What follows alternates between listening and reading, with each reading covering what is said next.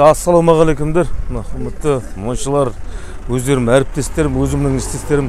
Мен де Жаңаөзен қаласынан Жұмағалиев Мұратбай болады есімім. БЖБ мекемесінде өзімде мұнайшымын. Қазіргі 25 жыл осы мұнай саласында жасап келем. Кәдімгі рабочымын. Қазіргі мына 25 жыл болды. Жұмыс жасап келе жатқан пресстемін қазір.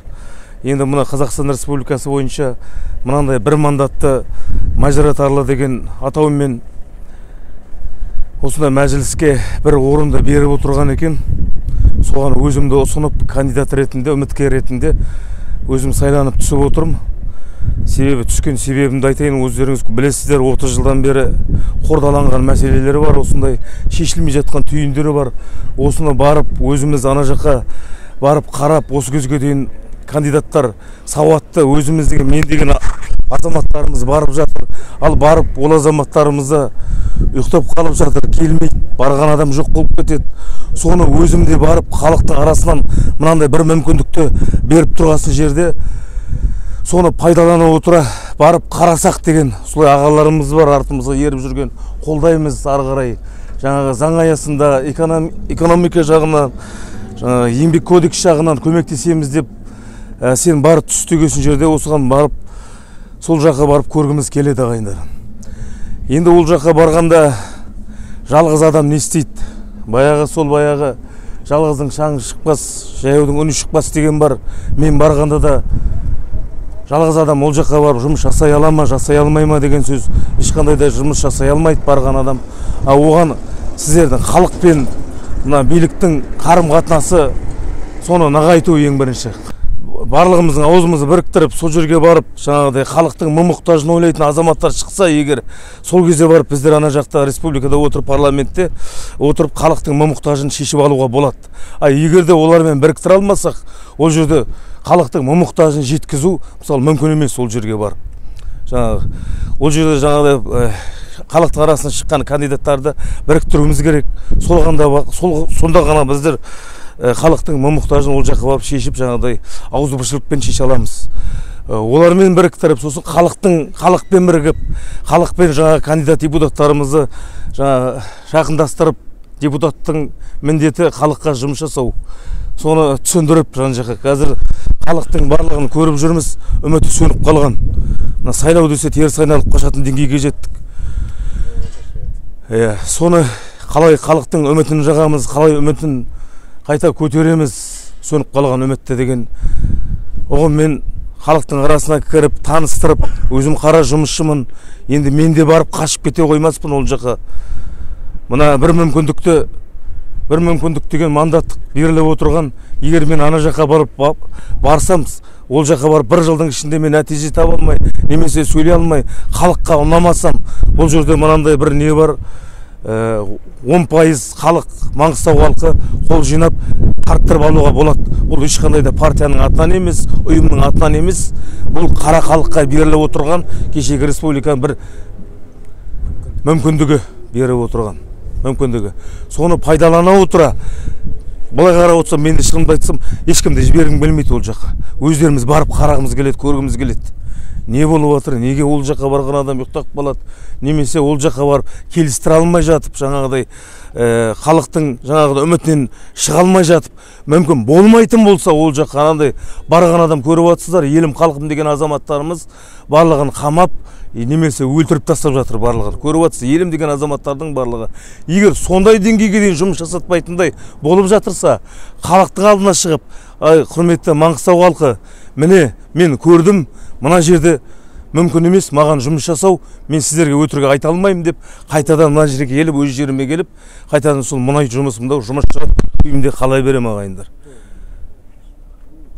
Сол мына сіздердің қолдарыңызда беріп отқан парақшалар, жаңа менің бағдарламам, бұл бағдарламалар өзімнің осы кезге дейінгі тәуелсіздік алаңында көтеріп жүрген талаптарым. Осы талапты егерде мен өтпей қалған жағдайда бұл талап ары қарай жалғастырам, тәуелсіздік алаңдарда көтерем ары қарай. Бұның ішінде, әумин рахмет, бұның ішінде түрлі жаңағыдай бір неде талаптарымның барлығы 22 талап, бұның барлығы бір-біріне сай. көріп отырсаңдар. Бұның ішінде 2011 бар, баяғы езгілей берсең баяғы шешілмей қалған талап 2011 еңбек дауынан басталды. Еңбек дауынан басталды. Сол 7 ай тұрған мұнайшыларды өзім бармын. Ең соңында напара және нестет атып, осылай атып, қамап, ұрып, соғып, солай тарқатты. Бұл жерде де мысалға біз коррупцияның көзін аштық 2011-де. Үлкен коррупцияның мұнайшылардың еңбек ақысын жеп жатыр. Условия труда деген халықтың жаңағы жұмыссыздық қауіпсіздіктері сақталмаған ережелер барлығын көрсеттік ол жерде. Ең соңында бұлар не істеді? Жаңағыдай ұтылғаннан кейін ұтылған төбелеске тоймайды дейді. Халықты атып, қырып, сөйтіп не қылды. Осыдан кейін 11 жыл өтті. 11 жыл өтті. Кеше қанды қаңтар қырғыны өздеріңіз білесіздер. Бұл қанды қаңтарда газ елу деп Жаңаөзен қаласынан басталды. Жаңаөзенде 5 жылдан бері осы газ елу деп өздеріміз көтерген. 5 жыл болды газ елу деп. Бұл жерде де бір үлкен коррупцияның үстінен тап болдық. Бұны дәлелдедік. Серік Тұрымбай ағамыздың кезінде үлкен мына ортада жеп отырған газдан төбемізде отырған газды беріп жаңағы сатушы заводтың директоры бұл кәсіпкерге тікелей сата алмайды. Через делдалдар арқылы, осылай кәсіпкерлер арқылы. Бұлай қарап отқанда, делдал дегеніміз ол әдемілігіп шығарып қойған сөз, бұлай қарасаң. Бұлай жемқорлар бұлай қарап отсаң. Жемқорлар арқылы солай келіп, бір 6-7 делдалды таптық ортадан, оны мойындаған жоқ. Ең соңында ЭТП деді, олай деді, бұлай деді. Қалтасы жұқарғаннан кейін газ елуді газды көтеріп тастады 120-ға апарды. Саяси түрде әдемілеп көтеріп тастады.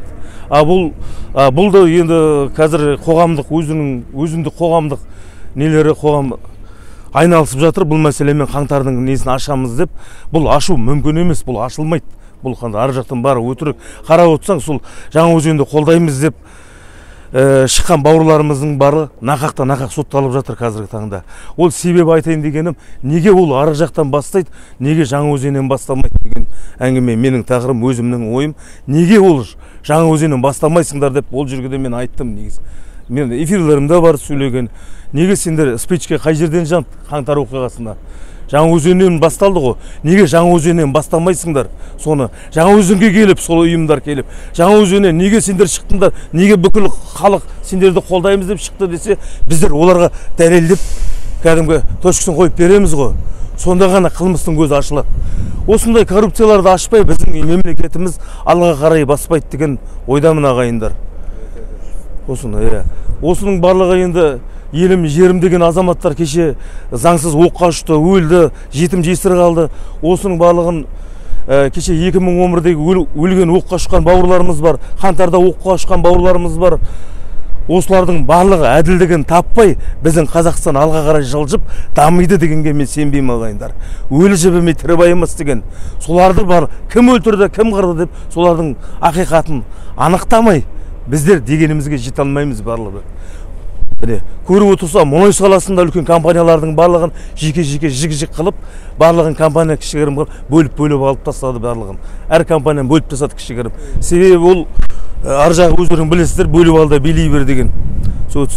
Ауыз біріктірмеу халықтың. Солай жік-жік қылып бөлген себебі ауыз біріктірмеу керек, өздерінің дегенін істеу керек ар жақта.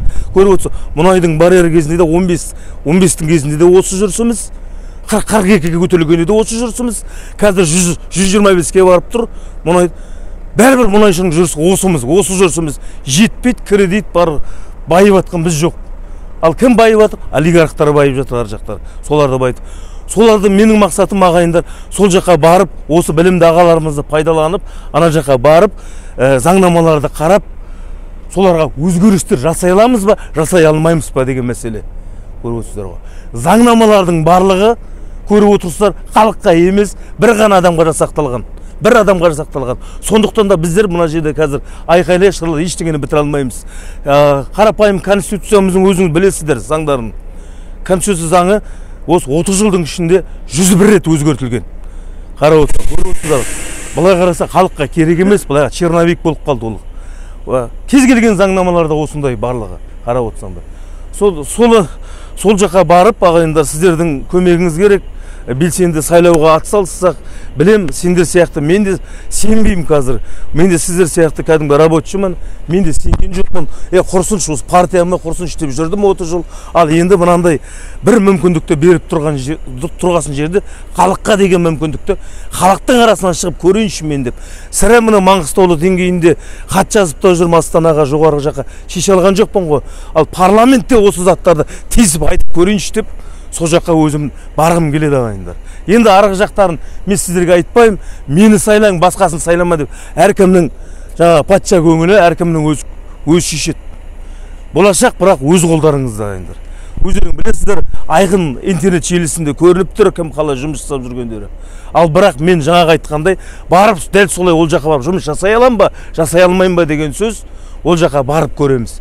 Жаңағыдай ол жаққа парламентке халықтың арасынан шыққан жаңағы өзіміз сияқты азаматтар шықса, солармен ауыз біріктіре алсақ, ол жақта мысалы 70 адам ол жақ сірә үкіметтікі, біздер 30 адам халықтың арасынан шыққан, 30 адам шыққанның өзінде хотя бы 20 адам ана жерде ауыз біршілігімен сақтасақ, сонда ғана біз парламентке тесіп айтуымызға болады деп ойлаймын.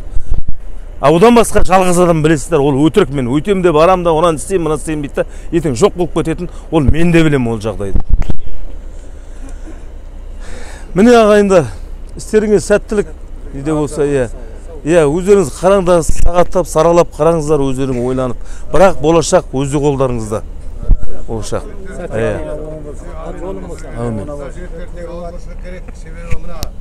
Өздерің тұрып, осы мекемеде қандай забастап көре тұрдыңдар, қандай қылып өздерінің шаруаларын шештіңдер, өздерің білесіңдер, сендерге мен айтпай қойын. Оны қиындықты өздерің өткізіңдер бастарыңнан. Ол біздің үкіметтің заңының резеңке болғанынан. Былай тартсаң былай кетеді, былай тартсаң былай кетеді. Мынаны дәлелдеп атсаң мынасын айтады, мынасын дәлелдесең мынасын айтады. Сондықтан қандай күшпен отырып, қандай дәлелдерді айта отырып, соларды қорқыта отырып жасадыңдар. Сендерден қорыққаннан жасады олар. Сендердің ана айтқан заңдарыңа бағына отырып, мына заң дұрыс екен ғой деп жасаған жоқ олар. Сендерден қорыққаннан кейін жасап отыр. Сені әлде де қорқыту керек. Қашан жүреміз қорқытып төбелесіп. Сондықтан жігіттер, біздерге тыныштық өмір керек. Біздердегі тыныштықты бұзып тұрған осылардың шығарған ана осы күнге дейін отырып депутатта ана заңгерлердің бар, жаңа білімділердің бәрінің, оқып келгендердің бәрінің отырып жасаған шығынды заңдарының қырсығынан біз осындайға келіп отырмыз. Сондықтан біздер қазір арамыздан білімді, білімсіз деген әңгіме емес, міне ортасынан қойып шаруаны осылай шешу керек болады. 30 жыл заң шығардыңдар ғой.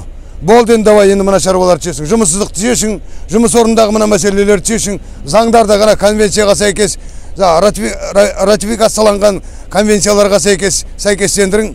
Сонда ғана біздің шаруаларымыз ары қарай шешіледі. Сонда айтып дәлелдей аламыз. Біздер қазір ештеңе дәлелдей алмайтын жағдайда тек қана айқаймен шешеміз. Міне отырған жерде тағы біреу отыр, бір мекеме. Оның бәрі күнде ертең тағы біреуінің басына келеді. Бүгінгі шешкен шаруаңды ертең бір 3 ай, 5 ай, 6 ай өткеннен кейін қайта бір айқай басталып тағы тұруға тура келеді. Бір-біріңмен сосын ренжісіп жүресіңдер. Сен тұрған жоқ, сен қашып кеттің, сен келдің. Оның бәрі бізге керек па? Ол біздің ауызбіршілігімізді ыдырататын нәрсе да. Сондықтан ауызбіршілігімізді ыдырамай бір жерден қойып отырып талаптарды шешіп жасату керек болады.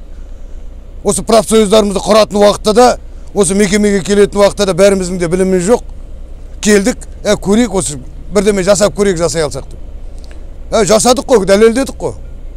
Сол сияқты бұл жақта да барып, Алла бұйыртса көреміз бәрінде де. Осы жігіттер соны ары қарай жасайтын болып атса, жігер тұратын болып атса, ана жерде тұрған 107 депутаттың ішінде бас салбырап, айқайлаған уақытта бас төмен қарап отыратын болса, қарауымыз керек.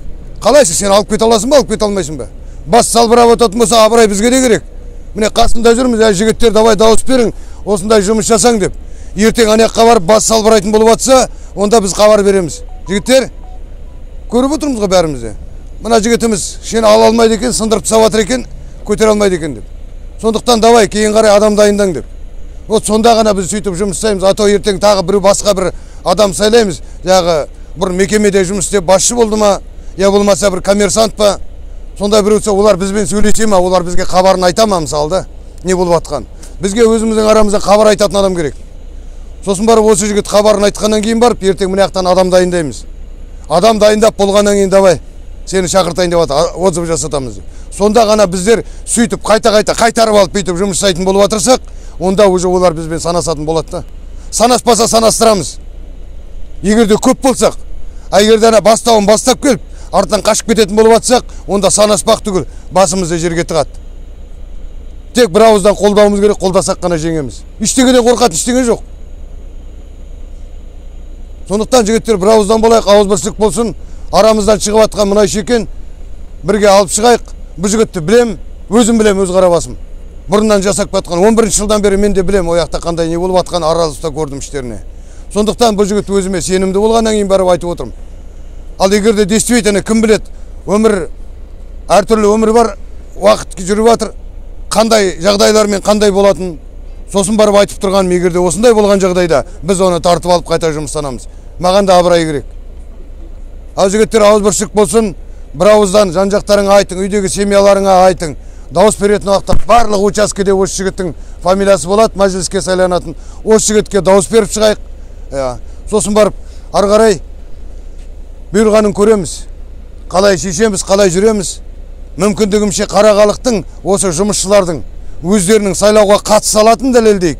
Және сайлауға қатысып тұрып, соны дауыстарын қадағалайтын дәлелдейік.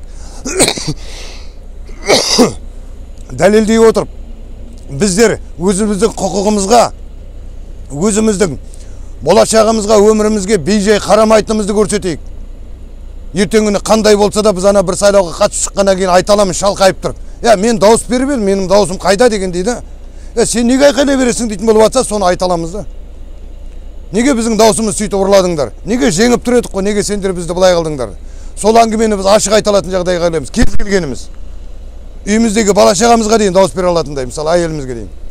Сондықтан бәріміз дауыс беруге барайық, қатысайық бір ауыздан, атсалысайық, сосын дауыстарымызды қадағалайық. Мүмкіндіктерің болса, ертеңгіні сол бір күнге бақылаушы болуға қолдарың тиіп атса қатысың. Тек қана үйінің қасындағы ауылдағы емес, көмек керек болып жатыр. Ақтауға, басқа жерлерге де көмек керек болып қалады. Сол ақтарға дайын болсаңдар, өзіміз дайындаймыз.